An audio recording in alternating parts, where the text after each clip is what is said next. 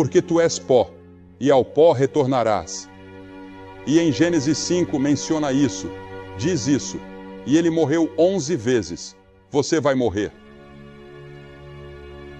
Você está preparado para morrer?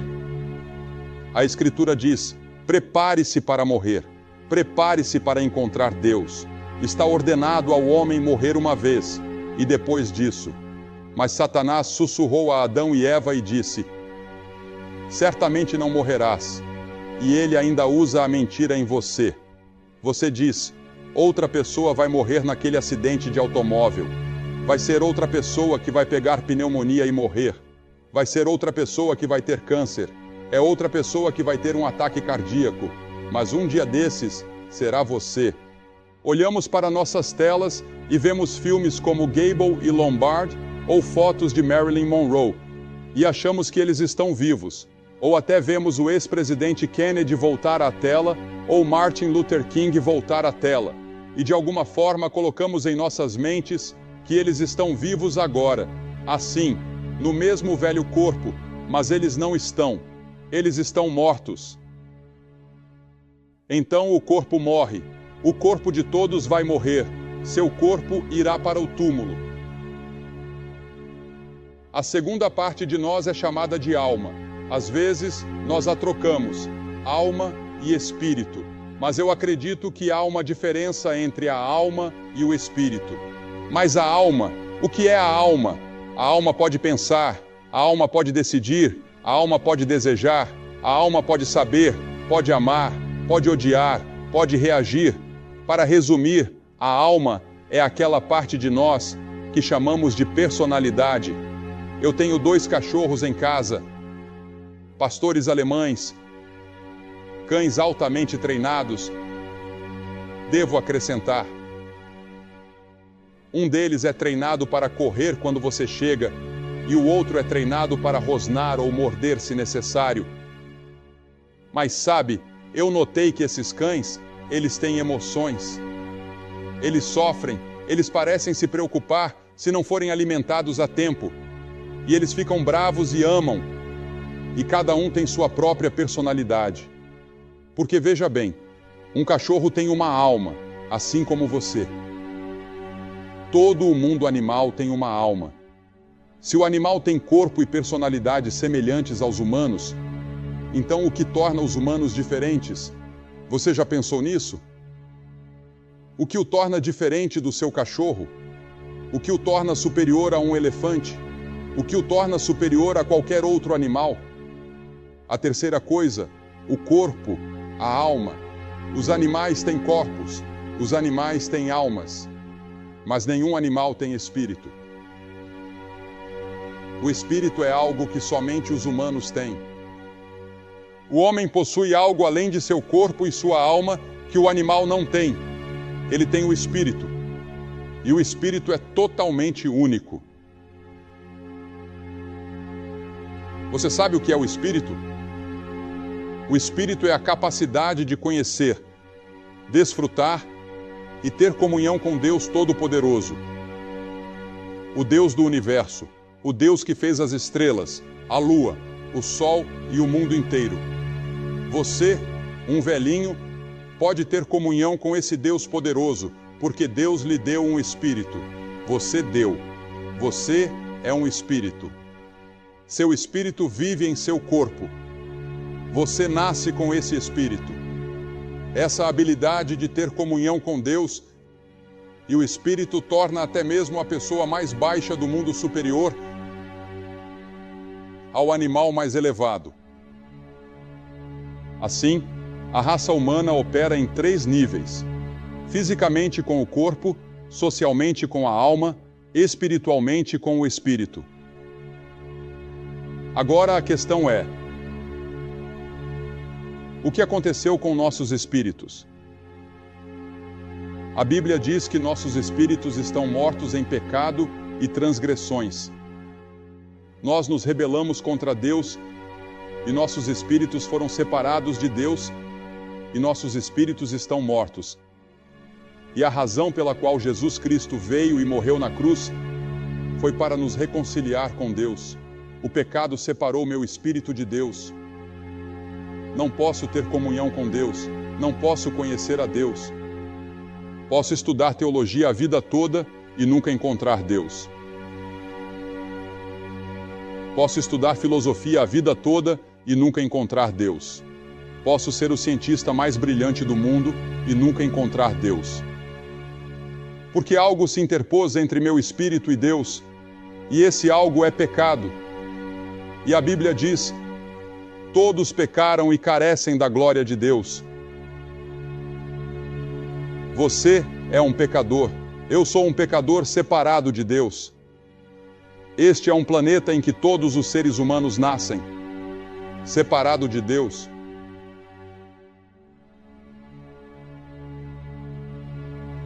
Você pode estar fisicamente vivo, espiritualmente vivo, mas espiritualmente morto. A Bíblia diz: aquela que vive em prazeres está morta enquanto vive. Há uma música country western este ano que tem um cowboy mais velho cantando para um mais novo. É disso que precisamos: cavalos mais rápidos, mulheres mais jovens, uísque mais velho, mais dinheiro. E é isso que o mundo é: vivos, mas mortos. Cavalos mais rápidos, vivos, mas mortos. Muito parecido com o homem de quem Jesus falou, que era um homem rico, e ele disse: alma, descansa, bebe e alegra-te. Ainda tens muitos anos. Construa celeiros maiores. E Deus o chamou de tolo, e Deus o matou naquela noite. E Deus disse: seu tolo.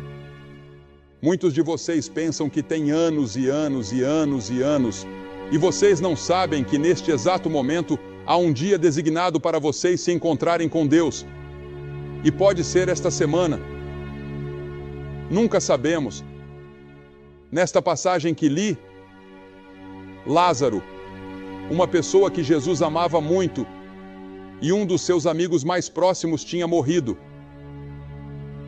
E eu assisti na outra noite na televisão uma reprise daquele filme magnífico de George Stephens, A Maior História Já Contada.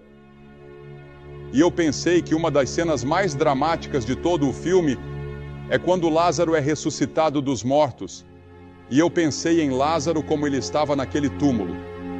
Ele estava lá há vários dias, e há várias coisas sobre ele.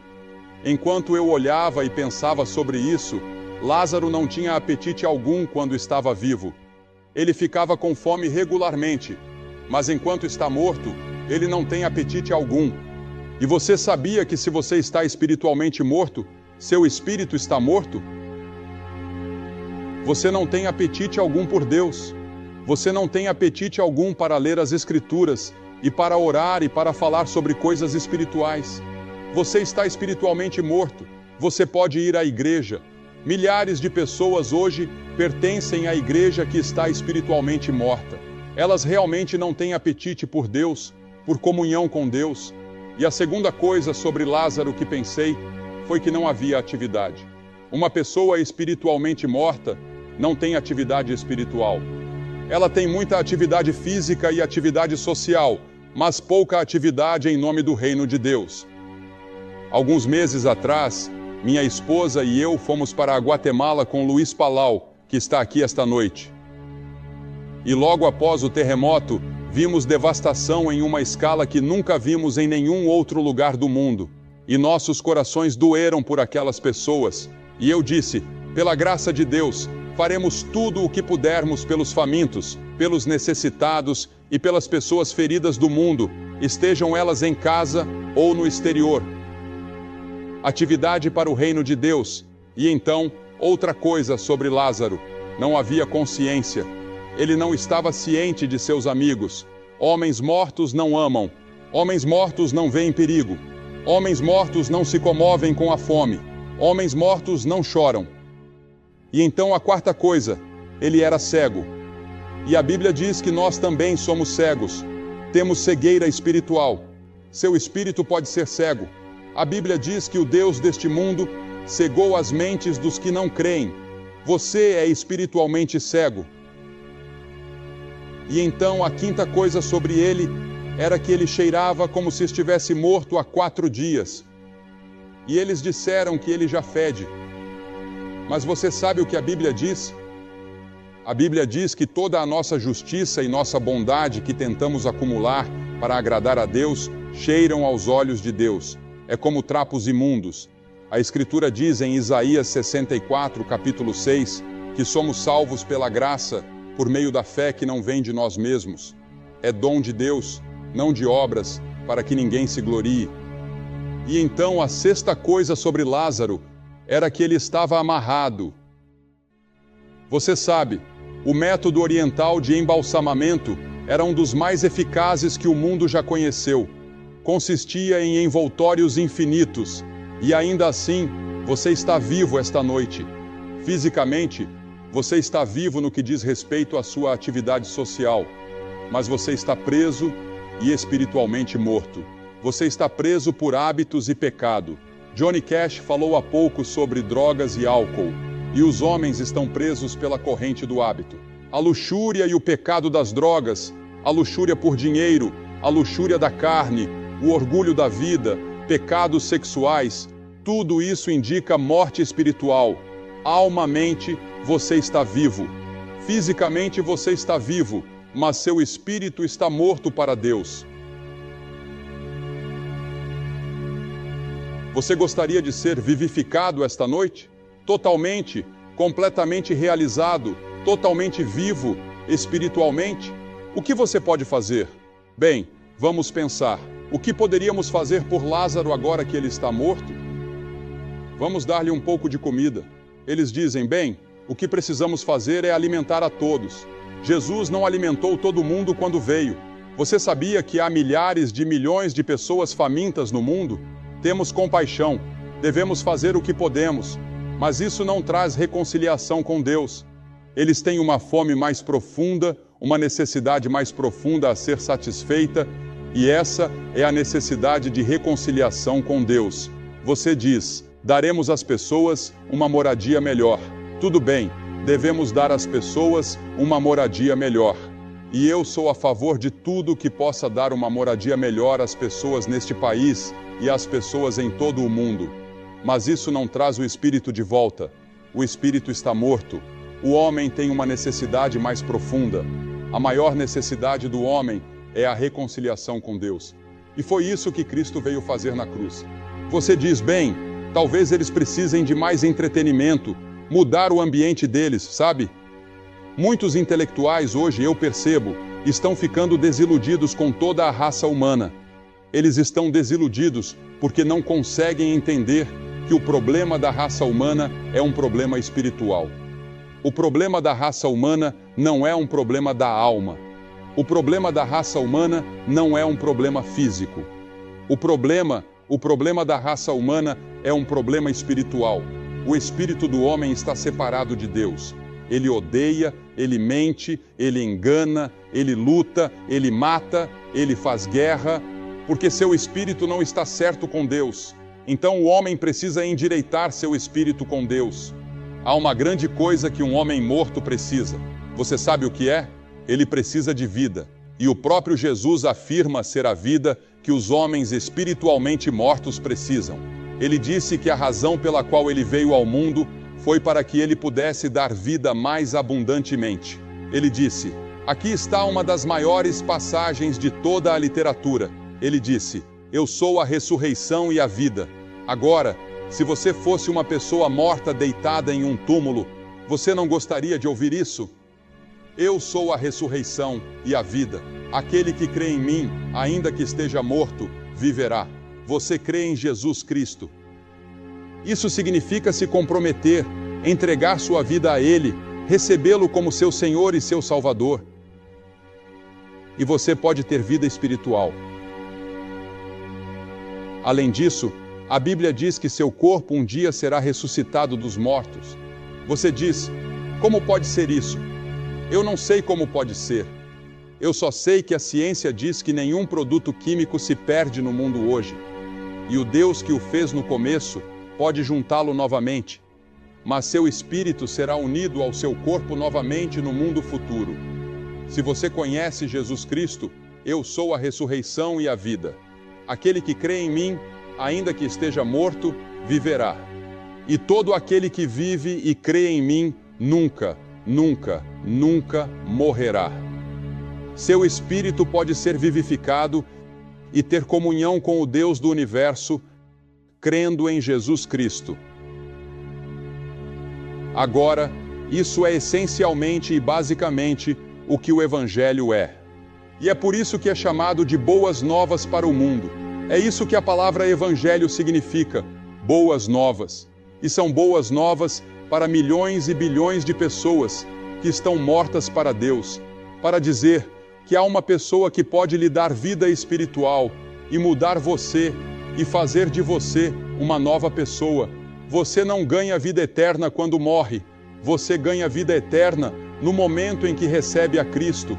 Você pode ter comunhão com Deus por meio da leitura da Bíblia, por meio da oração, por meio da comunhão com outros cristãos.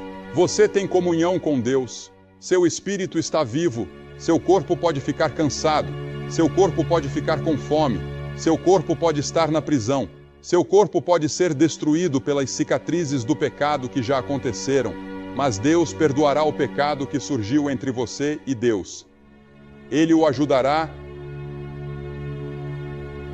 e o restaurará de mil maneiras. Mas você tem que estar disposto a ir até o fim. Você sabe por que algumas pessoas realmente nunca encontram Deus? Elas não estão dispostas a ir até o fim. Elas querem ir a metade do caminho, 1/3 do caminho, metade do caminho, 3/4 do caminho, 90% do caminho, 99% do caminho. Mas Jesus não vai aceitar você. Ele diz que é tudo. É por isso que ele disse naquele capítulo que lemos ontem à noite, ele disse: eu não vou me comprometer com você. Você acredita em mim, mas eu não acredito em você. Eu sei o que está em seu coração. Eu sei o que você está segurando. Você tem que estar disposto a entregar tudo se quiser ter vida eterna. Então ele se virou e perguntou a Maria e Marta. Ele disse: vocês creem nisso? E Marta respondeu e disse: sim, Senhor. Eu creio que você é o Cristo, o Filho do Deus vivo que deveria vir ao mundo. E você sabe, Jesus fez uma coisa interessante. Ele chorou. E o versículo mais curto da Bíblia é: Jesus chorou. Apenas 3 vezes Jesus chorou. Ele chorou no túmulo de Lázaro. Ele chorou no Getsêmani, na noite anterior ao Calvário. E ele chorou pela cidade de Jerusalém, quando viu que Jerusalém o estava rejeitando como o Salvador. E ele chora esta noite, eu acredito, pelas grandes cidades da América, ao ver a grande maioria das pessoas o ignorando, continuando em sua morte espiritual, como dançando no Titanic antes de bater no iceberg. E ele chora. Há milhões hoje à noite no túmulo do pecado, há milhares aqui hoje à noite no túmulo do pecado. Você precisa ser despertado. Muitos de vocês estão presos a um hábito maligno, forte demais para quebrar, pior do que uma morte em vida. O que era Jesus? Resposta: ele foi até o túmulo e disse: Lázaro, sai para fora. Você sabe por que eu acredito que Jesus chorou? Eu não acredito que Jesus queria chamar Lázaro de volta. Lázaro já estava no céu. Não acredito que Lázaro quisesse voltar. Você pega uma pessoa que morreu e foi para o céu por apenas 1 minuto e ela vê a glória do céu. Por que você não poderia pagar a ela dinheiro suficiente em todo o mundo para fazê-la voltar? Você e eu choramos por eles. Eles não estão chorando. Eles estão felizes. Seus espíritos estão felizes, em total comunhão com Deus, e eles são amigos. E a reunião e a felicidade que estão acontecendo ali. Jesus chorou, eu acredito, porque ele não queria ter que chamar Lázaro de volta. Mas para que suas credenciais como o Messias fossem estabelecidas, ele iria ressuscitar os mortos. Então ele disse: Lázaro, venha para fora. Se ele não tivesse dito o nome Lázaro quando ele disse, saia para fora, cada pessoa que já morreu na história do mundo teria saído do túmulo. Então ele disse: Lázaro, saia para fora. E Lázaro saiu para fora. Mas Lázaro ainda estava amarrado nas roupas velhas. Jesus disse: solte-o agora.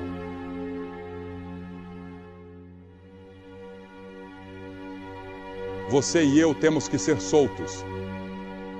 Depois que chegamos a Cristo, temos que ser libertos de nossos pecados, das coisas que nos prendiam. Temos que ser libertos. E há muitas pessoas que me dizem: Billy, eu gostaria de vir a Cristo, mas acho que não conseguiria resistir. Você está certo, você não pode resistir, mas Ele vai te segurar. E Johnny estava nos contando há um momento sobre aquele versículo em 1 Coríntios que ele encontrou. E que verso maravilhoso! Não vos sobreveio tentação, senão humana. Mas Deus não permitirá que sejais tentados acima do que podeis suportar, mas, com a tentação, abrirá um caminho para escapar. E até eu esqueci, Johnny, porque tem uma frase ali que diz: Deus é fiel. Deus é fiel e não permitirá que você seja tentado. Em outras palavras, Deus faz uma provisão para a sua vida cristã. Ele lhe dá o Espírito Santo. O Espírito Santo vem para viver dentro de você e lhe dá poder sobrenatural para viver uma vida sobrenatural. E seu espírito é vivificado e você tem comunhão com Deus. Estou perguntando a você, esta noite, você receberá a Cristo? Você está disposto a ir até o fim com Ele e comprometer tudo a Ele? Sua mente, seu coração, seu corpo, seus amigos, sua família. E você gostaria de dizer: esta noite eu quero meus pecados perdoados. Eu quero saber que estou indo para o céu. Eu quero a vida eterna. Eu quero que Jesus entre em meu coração. Vou pedir para vocês fazerem algo que não podemos fazer hoje à noite. Toda noite este estádio tem ficado quase cheio, não tanto quanto está hoje à noite. E colocamos pessoas no chão hoje à noite. E quando colocamos vocês no chão, sabíamos que não poderíamos chamar as pessoas para a frente como normalmente fazemos. Então, vou pedir a todos vocês que querem receber a Cristo, quero que fiquem de pé onde estão. Não vamos pedir que venham para a frente. Apenas levante-se onde você está e fique ali em silêncio e em oração e com as cabeças abaixadas. E eu vou pedir a cada cabeça abaixada e a cada olho fechado e a todos em atitude de oração. E esta noite você quer Cristo em seu coração, você quer a vida eterna, apenas levante-se e continue de pé em todo o lugar. Centenas de vocês, levantem-se agora mesmo.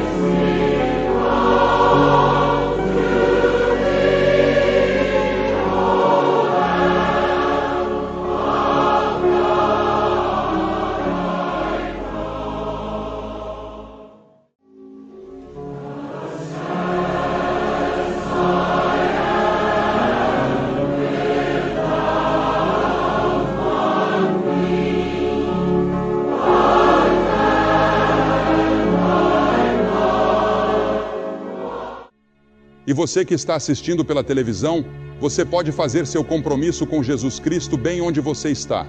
Com essas centenas e talvez milhares aqui que estão fazendo seu compromisso com Cristo agora, você pode dizer sim a Jesus Cristo onde quer que esteja. Deus o ajude a fazer esse compromisso agora mesmo. Pensamos que não há esperança de verdadeira transformação. Eu sei o que é isso. Todos nós, em algum momento, enfrentamos esses gigantes, mas a mensagem do Evangelho, a boa nova de Jesus Cristo, é uma mensagem de poder, de renovação, de uma vida nova que não depende da nossa própria força, mas da força daquele que nos criou e nos ama com um amor eterno. E essa força nos é comunicada, nos é infundida pelo Espírito Santo. Jesus mesmo prometeu aos seus discípulos, pouco antes de ascender aos céus, lá em João, capítulo 14, versículos 16 e 17. E eu rogarei ao Pai, e ele vos dará outro Consolador, para que fique convosco para sempre, o Espírito de verdade, que o mundo não pode receber, porque não o vê, nem o conhece. Mas vós o conheceis, porque habita convosco e estará em vós. Pense nisso por um momento. Outro Consolador. A palavra grega é Paracletos, que significa alguém chamado para estar ao lado, um ajudador, um confortador, um advogado. Jesus estava dizendo: eu estive com vocês, mas agora vou enviar alguém que estará não apenas com vocês, mas em vocês. Que promessa maravilhosa! Este não é um poder impessoal, uma energia cósmica vaga. Não. O Espírito Santo é uma pessoa divina, a terceira pessoa da Trindade. Deus habitando em nós. É Ele quem nos convence do pecado, da justiça e do juízo. Como Jesus explicou em João, capítulo 16, versículo 8. E quando Ele vier, convencerá o mundo do pecado, da justiça e do juízo. Sem essa convicção amorosa do Espírito, como poderíamos reconhecer nossa necessidade de um Salvador? Como poderíamos nos arrepender e nos voltar para Deus?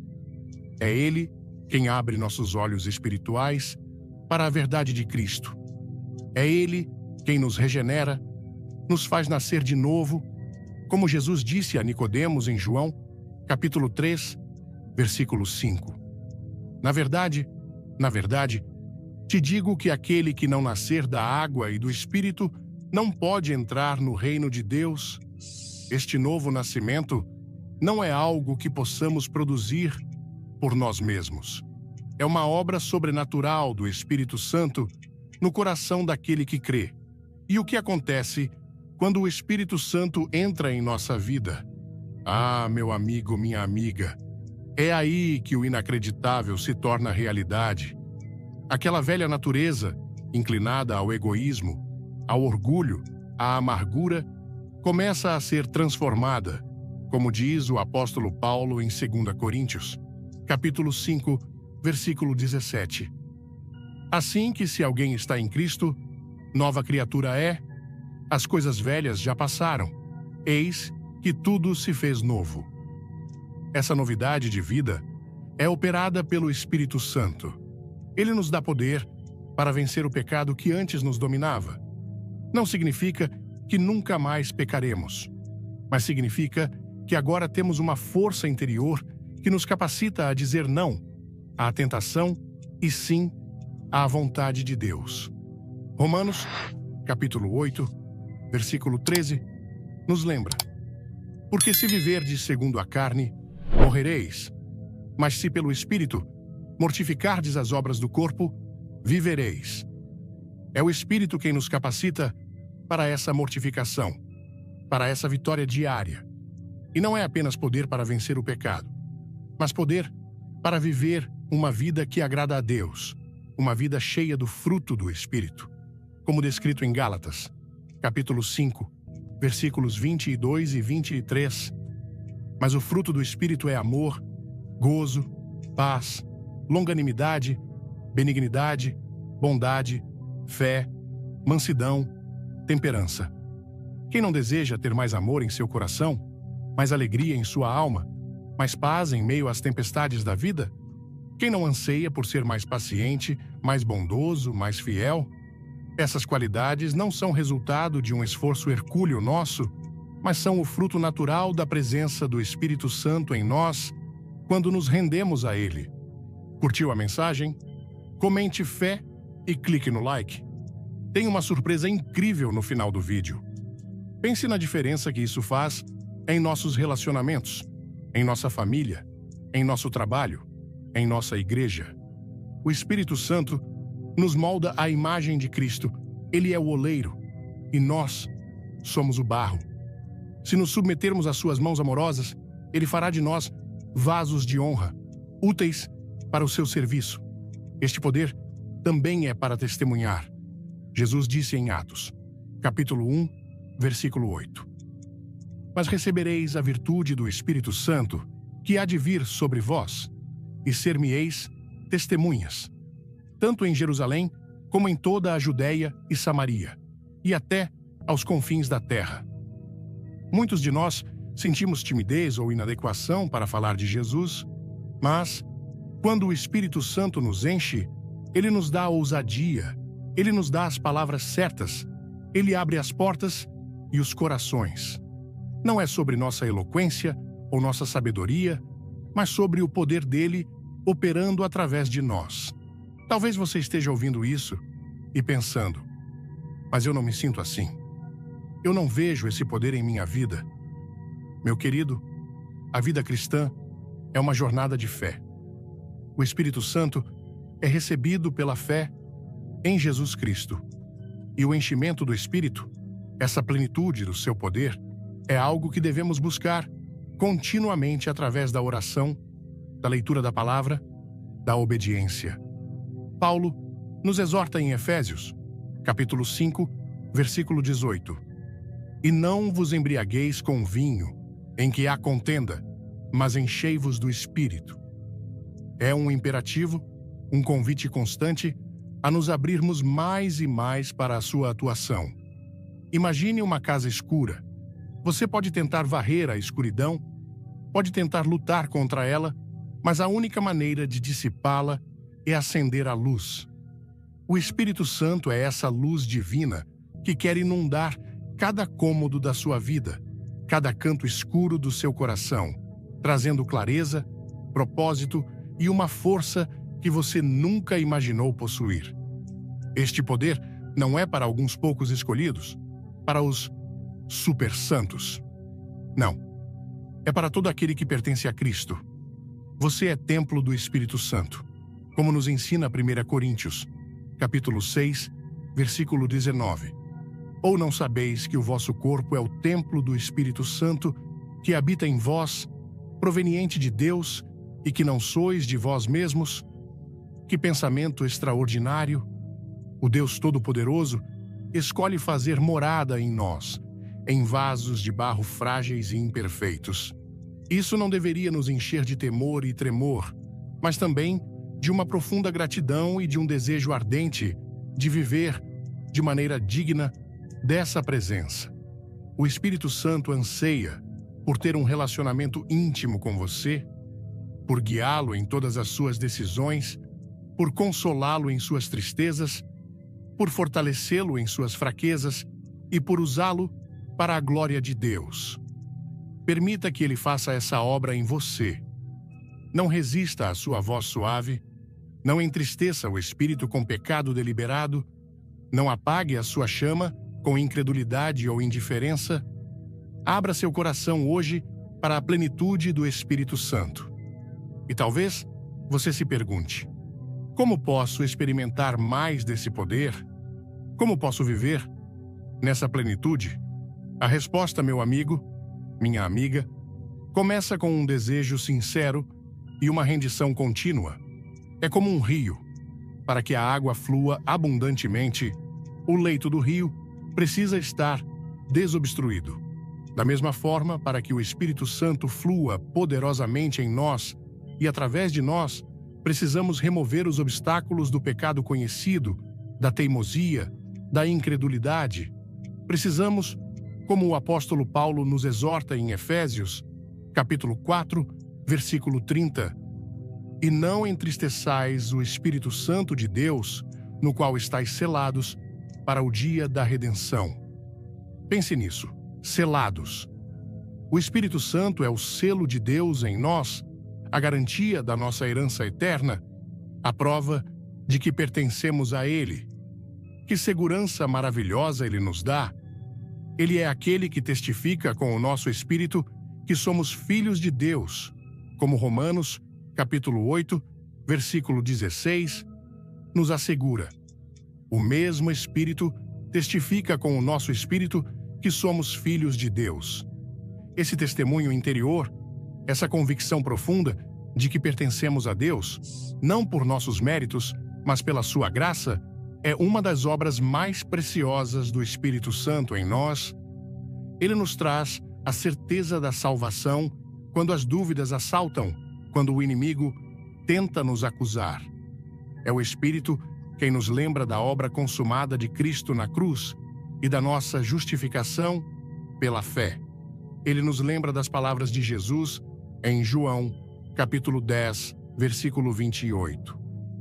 E dou-lhes a vida eterna, e nunca hão de perecer, e ninguém as arrebatará da minha mão. Que conforto saber que nossa salvação está segura nas mãos do nosso Salvador, e o Espírito Santo nos confirma essa verdade em nosso íntimo. Essa certeza não nos leva à presunção, mas a uma profunda gratidão e a um desejo de viver de forma a agradar aquele que tanto nos amou. E ele não apenas nos cela e nos dá certeza, mas ele nos guia. Jesus prometeu em João, capítulo 16, versículo 13. Mas quando vier aquele Espírito de verdade, ele vos guiará em toda a verdade, porque não falará de si mesmo, mas dirá tudo o que tiver ouvido, e vos anunciará o que há de vir. Que promessa extraordinária! Em um mundo cheio de confusão, de vozes contraditórias, de caminhos que parecem certos, mas levam à perdição, como diz Provérbios, capítulo 14, versículo 12. Há um caminho que ao homem parece direito, mas o fim dele são os caminhos da morte. Temos um guia infalível. Quer mais poder em sua vida? Inscreva-se agora e comente Amém. Não perca o final emocionante. O Espírito Santo nos guia através da Palavra de Deus, iluminando as Escrituras para que possamos compreendê-las e aplicá-las à nossa vida. Quantas vezes abrimos a Bíblia e um versículo salta aos nossos olhos, falando diretamente à nossa situação? Esse é o Espírito Santo ensinando e guiando. Ele nos guia em nossas decisões, grandes e pequenas, se estivermos dispostos a ouvir sua voz suave e mansa. Muitas vezes, essa orientação não vem como uma voz audível, mas como uma convicção interior, uma paz que excede todo o entendimento ao considerarmos um caminho, ou uma inquietação que nos alerta para o perigo. Aprender a discernir a sua voz requer tempo, intimidade com Deus, oração e um coração sensível. É como aprender a reconhecer a voz de um amigo querido no meio de uma multidão. Quanto mais tempo passamos com ele, em oração e meditação na sua palavra, mais familiar sua voz se torna. Ele também nos guia para a santidade. O Espírito Santo é santo, e sua obra em nós é nos santificar, nos separar para Deus, nos conformar à imagem de Jesus Cristo, como 2 Tessalonicenses, capítulo 2, versículo 13, nos lembra. Mas devemos sempre dar graças a Deus por vós, irmãos amados do Senhor, por vos ter Deus elegido desde o princípio para a salvação, pela santificação do Espírito e fé da verdade. Este é um processo contínuo, uma jornada que dura a vida inteira.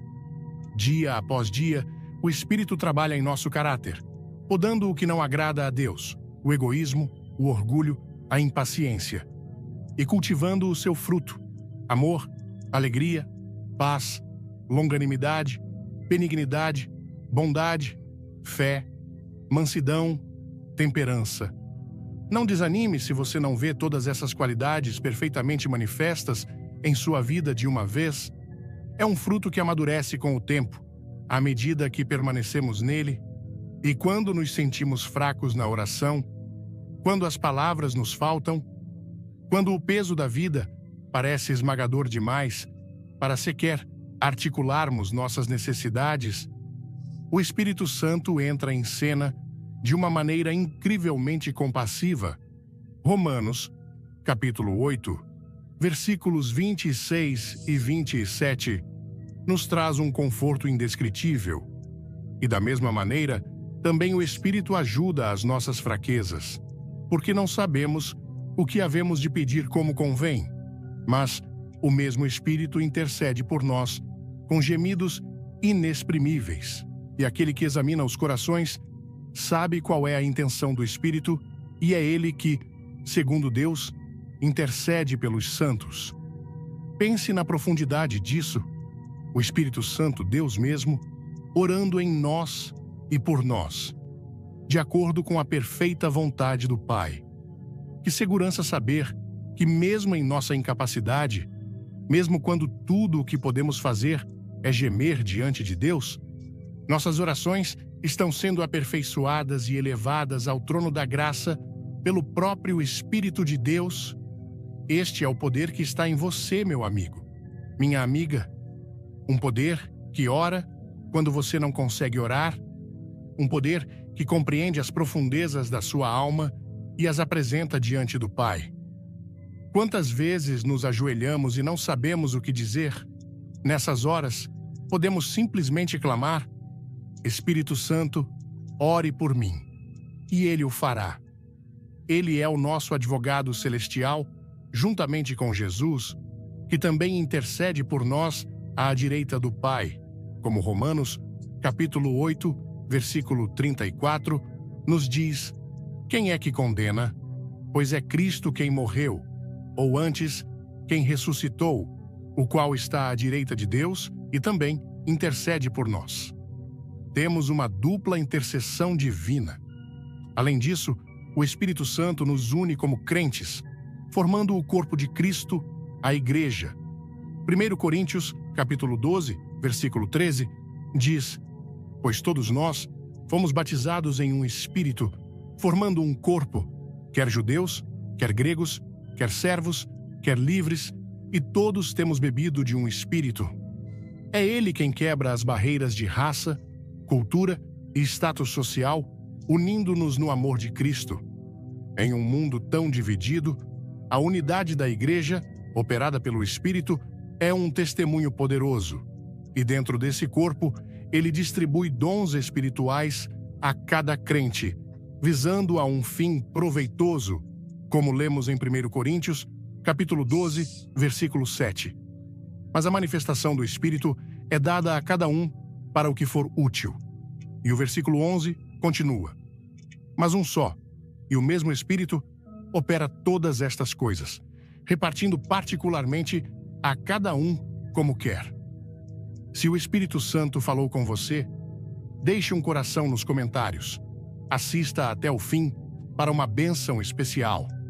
Dons de serviço, de encorajamento, de misericórdia, de fé, de cura, de sabedoria, de conhecimento. Cada um de nós recebe dons para edificar a Igreja e para glorificar a Deus. Talvez você pense que não tem nenhum dom, que não tem nada a oferecer, mas a palavra de Deus diz o contrário. O Espírito Santo o capacitou com dons únicos e preciosos. Ore, peça a Deus para lhe revelar seus dons e para lhe dar oportunidades de usá-los. Seu dom pode não ser um dom de destaque público, mas pode ser um dom de oração intercessória silenciosa, um dom de hospitalidade que abençoa muitos, um dom de ouvir com compaixão. Todos os dons são importantes e necessários para o bom funcionamento do corpo de Cristo. Quando cada membro do corpo funciona no poder do Espírito, com os dons que Ele deu, a Igreja se torna uma força poderosa neste mundo, um farol de esperança e verdade, demonstrando o amor multiforme de Deus. Mas como podemos experimentar essa plenitude do Espírito, essa vida abundante que Jesus prometeu quando disse em João, capítulo 10, versículo 10, eu vim para que tenham vida e a tenham com abundância. Em Efésios, capítulo 5, versículo 18, Paulo nos dá um mandamento claro. E não vos embriagueis com vinho, em que há contenda, mas enchei-vos do Espírito. O verbo aqui está no tempo presente contínuo, significando: continuem se enchendo. não é uma experiência única e definitiva para a maioria, mas um processo diário, um estilo de vida de dependência e submissão ao Espírito. Como nos enchemos? Primeiro, confessando e abandonando todo o pecado conhecido. O pecado entristece o Espírito e obstrui o seu fluxo em nós. Se pecarmos, temos um advogado para com o Pai, Jesus Cristo, o justo, e 1 João, capítulo 1, versículo 9, nos promete: se confessarmos os nossos pecados, Ele é fiel e justo para nos perdoar os pecados e nos purificar de toda injustiça. A confissão e o arrependimento mantêm o canal limpo para a comunhão com o Espírito. Segundo, rendendo nossa vontade a Deus diariamente, dizendo como Jesus no Getsêmani: não seja feita a minha vontade, mas a tua. Esta é uma entrega consciente, momento a momento, das nossas vontades, planos e desejos a Ele. Terceiro, alimentando-nos da palavra de Deus. O Espírito usa a palavra para nos transformar e nos guiar. O Salmo 119, versículo 105 diz: lâmpada para os meus pés é tua palavra e luz para o meu caminho. Quanto mais meditamos na palavra, mais o Espírito tem material para trabalhar em nós. Quarto, através da oração fervorosa, pedindo especificamente para sermos cheios do Espírito, Jesus disse em Lucas, capítulo 11, versículo 13: pois se vós, sendo maus, sabeis dar boas dádivas aos vossos filhos, quanto mais dará o Pai Celestial, o Espírito Santo, àqueles que lhe pedirem. É uma promessa. Se pedirmos com fé e sinceridade, Ele nos dará. Não é uma questão de barganhar com Deus, mas de expressar nosso desejo profundo por mais dele em nossas vidas. Quinto, vivendo em obediência aos mandamentos de Deus por amor. Jesus disse em João, capítulo 14, versículo 15: se me amais, guardai os meus mandamentos, e eu rogarei ao Pai, e Ele vos dará outro Consolador. A obediência nascida do amor abre as portas para uma maior manifestação do Espírito. Este poder do Espírito Santo não é algo místico e inatingível, reservado para uns poucos. É real, é prático, é para você hoje. Ele quer lhe dar força para vencer aquela tentação que o assedia há tanto tempo. Ele quer lhe dar sabedoria para tomar aquela decisão difícil no trabalho ou na família. Ele quer lhe dar paz em meio à ansiedade que tenta roubar sua alegria. Ele quer encher seu coração com um amor sobrenatural pelas pessoas ao seu redor, mesmo aquelas que são difíceis de amar, aquelas que o feriram. Ele quer lhe dar ousadia para compartilhar sua fé com seus amigos e vizinhos, não com arrogância, mas com amor e convicção. Ele quer transformar seu caráter, tornando-o mais semelhante a Jesus a cada dia. Este é o poder inacreditável do Espírito Santo em você. Um poder que não se manifesta necessariamente em grandes demonstrações exteriores o tempo todo, embora possa acontecer, mas muitas vezes na quietude de um coração transformado, na paciência exercida quando se quer explodir, na palavra bondosa proferida em vez de uma resposta áspera, na tentação vencida silenciosamente, na paz que permanece em meio à tempestade, no perdão liberado. É a obra dele. A vida cristã não é uma tentativa de viver para Deus com nossas próprias forças. É permitir que Deus, pelo seu Espírito, viva sua vida através de nós, como Paulo disse em Gálatas, capítulo 2, versículo 20. Já estou crucificado com Cristo e vivo, não mais eu, mas Cristo vive em mim, e a vida, que agora vivo na carne, vivo-a na fé do Filho de Deus, o qual me amou e se entregou a si mesmo por mim. É Cristo vivendo em nós, pelo seu Espírito. Que verdade libertadora! Antes de começar, inscreva-se e comente "Eu creio", Uma surpresa poderosa te espera no final. Solte as rédeas da sua vida e entregue-as ao Espírito Santo. Confie nele, dependa dele, espere nele, e você começará a ver esse poder inacreditável se manifestando em maneiras que você nunca sonhou serem possíveis. Sua vida nunca mais será a mesma quando você aprender a andar no Espírito, a ser guiado pelo Espírito, a ser cheio do Espírito. Ele é o segredo da vida cristã, vitoriosa e abundante que Deus planejou para cada um de seus filhos. Não se contente com menos do que a plenitude que Ele oferece. Busque-o de todo o seu coração. Ele está mais perto do que você imagina, pois Ele habita em você. Se você entregou sua vida a Jesus Cristo, sim, Ele habita em você. Se você entregou sua vida a Jesus Cristo, que verdade transformadora! E quando falamos em buscar a sua plenitude, não estamos falando de alcançar algum estado místico inatingível, mas de cultivar uma dependência diária e consciente nele. É como respirar. Você não pensa em cada inspiração e expiração, mas sem elas não haveria vida. Da mesma forma, a vida no Espírito é uma respiração espiritual constante, um voltar-se para Ele em cada momento, em cada decisão, em cada desafio. Pense no poder que está à sua disposição neste exato instante, um poder que pode acalmar o coração mais ansioso. Sabe aquela preocupação que te rouba o sono? Aquela incerteza sobre o futuro que te paralisa? O Espírito Santo é o Espírito de paz. Filipenses, capítulo 4, versículos 6 e 7, nos encoraja. Não estejais inquietos por coisa alguma.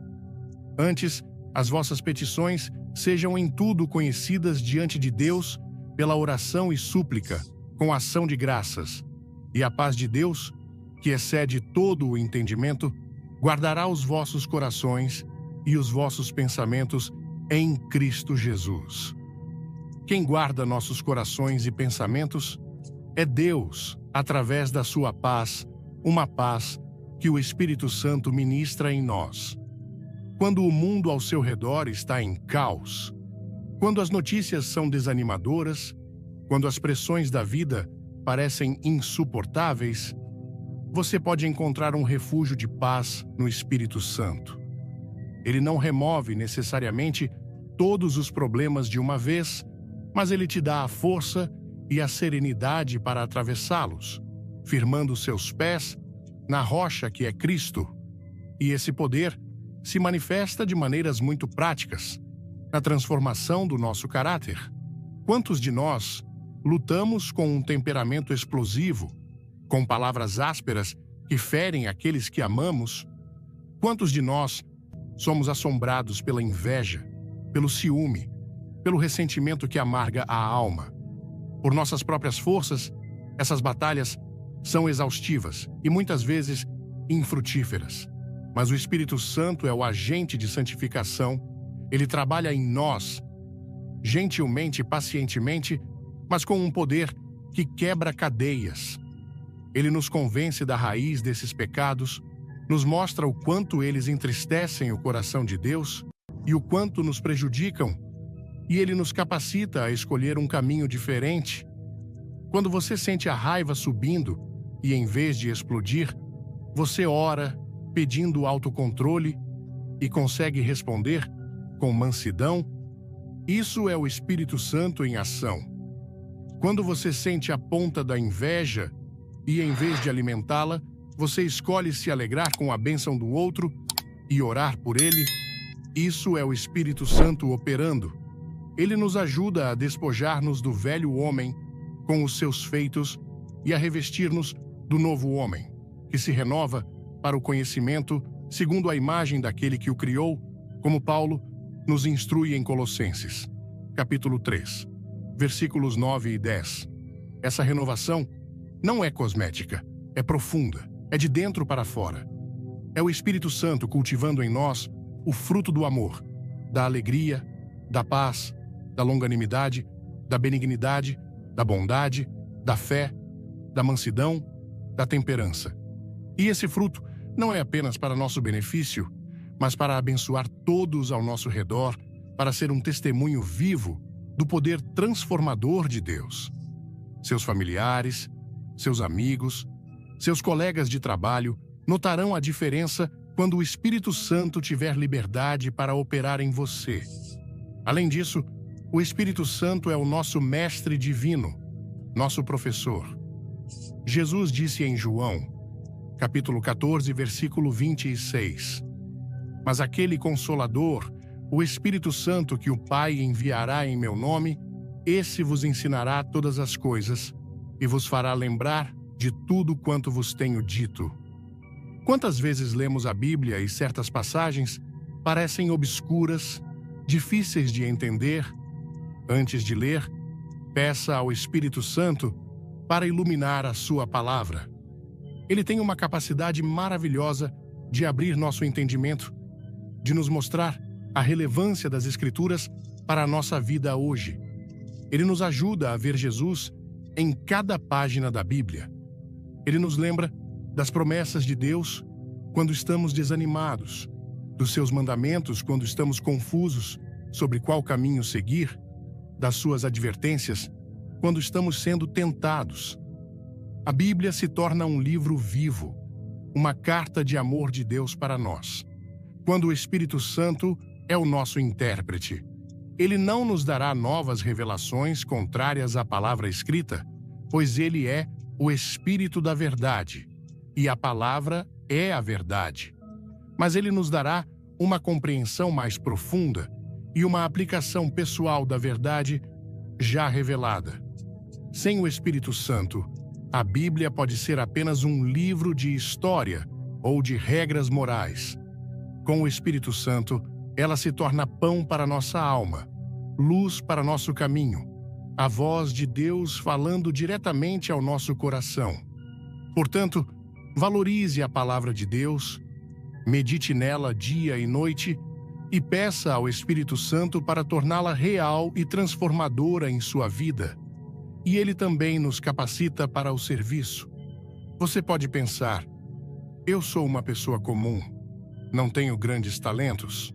O que posso fazer para Deus? Mas o Espírito Santo equipa os crentes com dons espirituais para a edificação da igreja e para a glória de Deus. Como lemos em 1 Coríntios, capítulo 12, versículo 4. Ora, há diversidade de dons, mas o mesmo Espírito.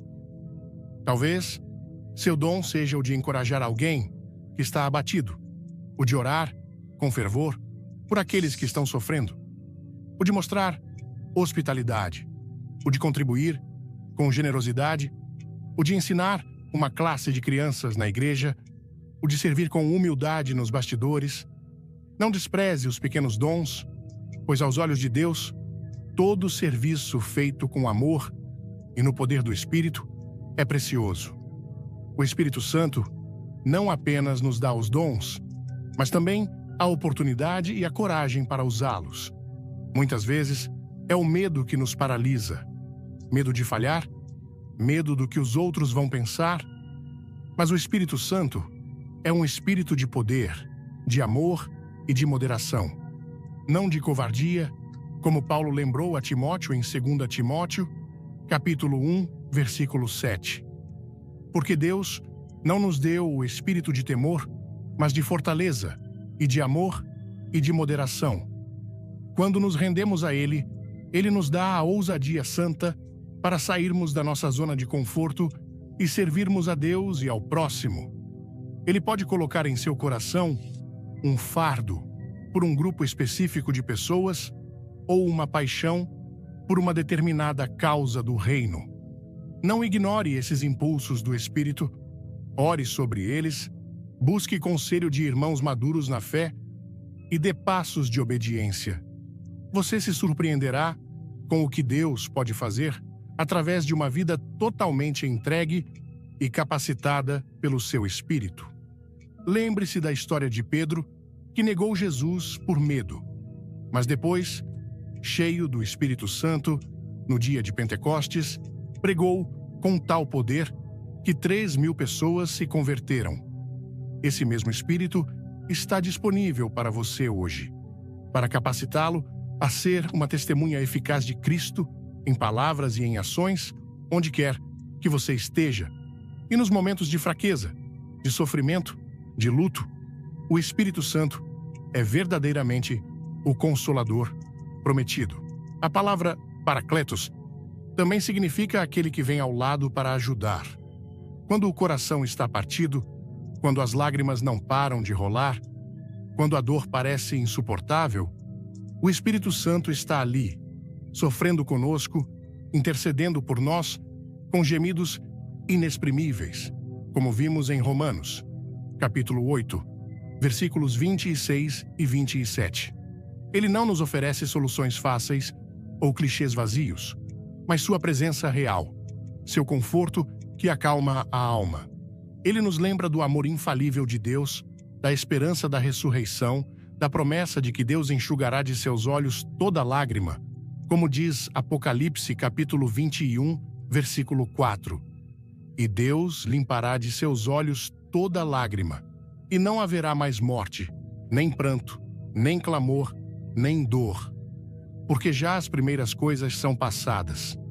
Ele nos ajuda a encontrar sentido mesmo no sofrimento, sabendo que todas as coisas contribuem juntamente para o bem daqueles que amam a Deus, daqueles que são chamados segundo o seu propósito, como Romanos, capítulo 8, versículo 28, nos assegura.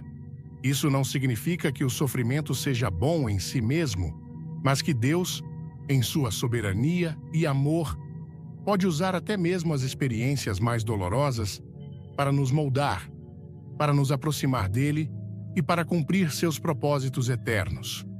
O Espírito Santo nos dá a força para perseverar, para não desistir, para manter nossa fé firme, mesmo quando não entendemos os caminhos de Deus. Ele é o óleo da alegria em vez do pranto, a veste de louvor em vez do espírito angustiado. Como Isaías, capítulo 61, versículo 3, proclama: a ordenar acerca dos tristes de Sião, que se lhes dê glória em lugar de cinza, óleo de gozo em lugar de pranto, vestes de louvor em lugar de espírito angustiado. Ele pode transformar nosso luto em dança, nossa tristeza em alegria. Isso não acontece da noite para o dia, é um processo, mas ele está conosco em cada passo do caminho, sustentando-nos com sua graça. Quantos crentes, ao longo da história, enfrentaram perseguições terríveis, perdas inimagináveis, doenças debilitantes e ainda assim mantiveram uma fé radiante e um testemunho poderoso? Foi o poder do Espírito Santo que os sustentou. Esse mesmo poder está disponível para você, meu amigo, minha amiga, em qualquer tribulação que você esteja enfrentando. É importante lembrar que viver no Espírito também envolve uma batalha espiritual. O apóstolo Paulo fala em Gálatas, capítulo 5, versículo 17. Porque a carne cobiça contra o Espírito e o Espírito contra a carne, e estes opõem-se um ao outro, para que não façais o que quereis. Há uma luta constante dentro de nós entre a nossa velha natureza pecaminosa, a carne, e a nova natureza que recebemos em Cristo, vivificada pelo Espírito. Não devemos nos surpreender com essa luta. Ela é uma evidência de que o Espírito está vivo e ativo em nós. O perigo é ceder aos desejos da carne. Mas a boa notícia é que os que são de Cristo crucificaram a carne com as suas paixões e concupiscências. Como Gálatas, capítulo 5, versículo 24, nos diz. E Romanos, capítulo 8, versículo 13, nos dá a chave. Porque se viverdes segundo a carne, morrereis. Mas, se pelo Espírito mortificardes as obras do corpo, vivereis. É pelo poder do Espírito que podemos dizer não aos desejos da carne e sim à vontade de Deus. Isso requer uma escolha diária, uma vigilância constante e uma dependência total do Espírito. Não podemos vencer essa batalha com nossa própria força de vontade. Precisamos clamar pela ajuda do Espírito. Precisamos nos encher dele. Precisamos andar no Espírito. E andar no Espírito, como diz Gálatas, capítulo 5, versículo 16. Digo, porém, andai em Espírito e não cumprireis a concupiscência da carne. É o antídoto para não cumprir as concupiscências da carne.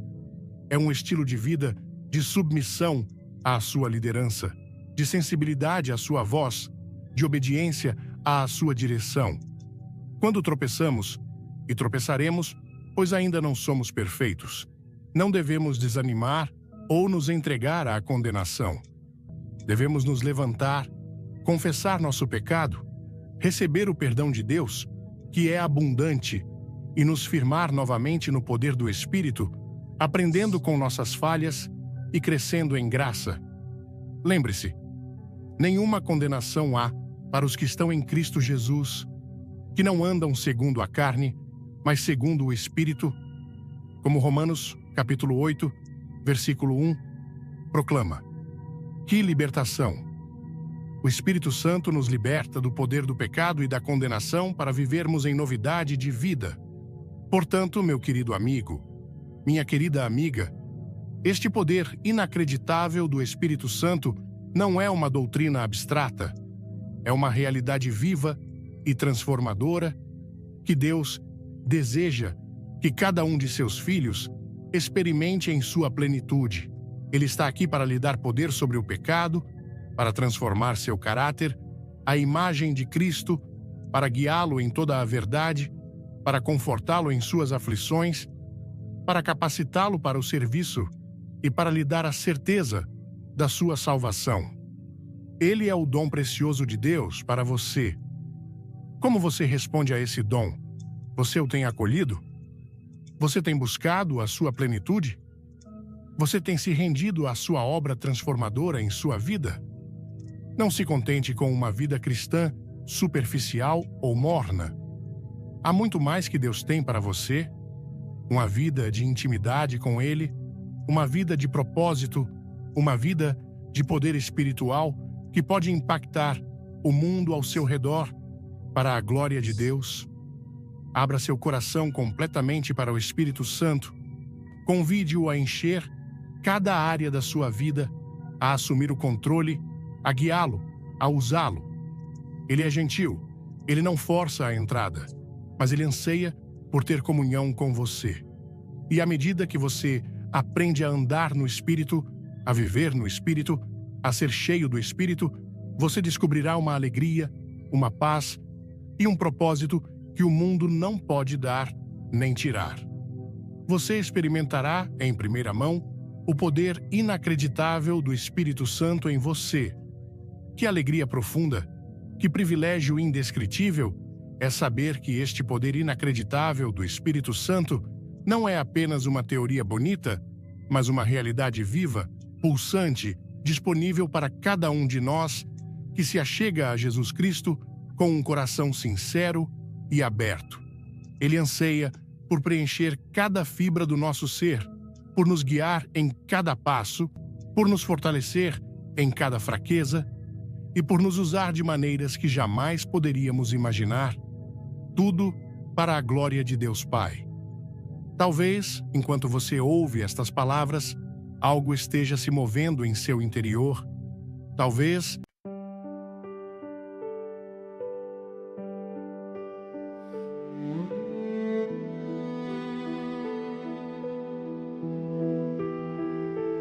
under a sky where the quiet stars bow, I breathed a dream. You placed in me somehow, your voice was soft like a drifting flame, calling my heart by its secret name. And every echo held your light, a promise floating through the night. I'm holding on, I'm holding tight.